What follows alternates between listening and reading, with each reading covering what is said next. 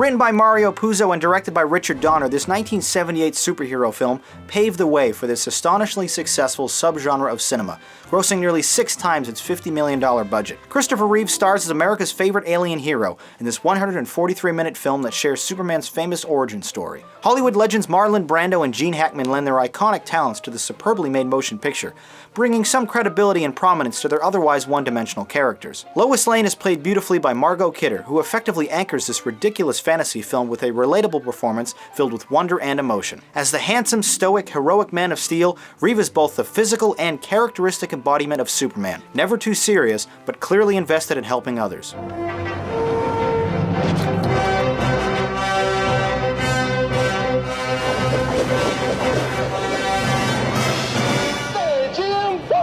Excuse me. That's a bad outfit. Okay,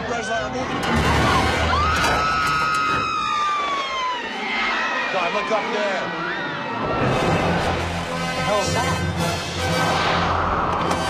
Easy, miss. I've got you. You've got me.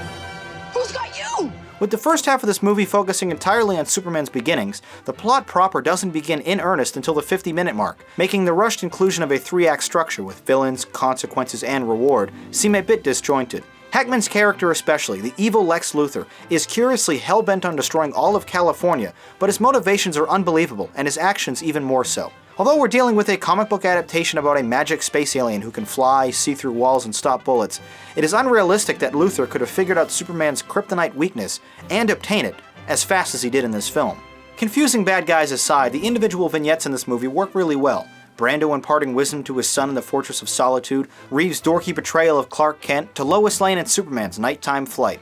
Unfortunately though, when pieced together, the movie loses a good deal of its cohesion, sort of aimlessly jumping around from one scene to the next without any real purpose. In 1978, the visual effects here were outstanding, with Superman seen flying around New York, Metropolis, for what seems like the entire second half of the movie. Today, however, much of the poorly lit projection screen sequences rarely look believable. Luckily, John Williams' magnificent and memorable soundtrack is a welcome distraction that glues everything in the movie together, making it easy to overlook some of the cheesier or less cohesive aspects of the film.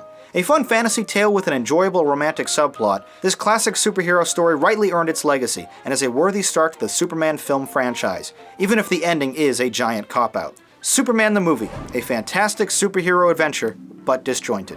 Well, those are my thoughts on the film. Now let's see what you had to say about it in the YouTube comments.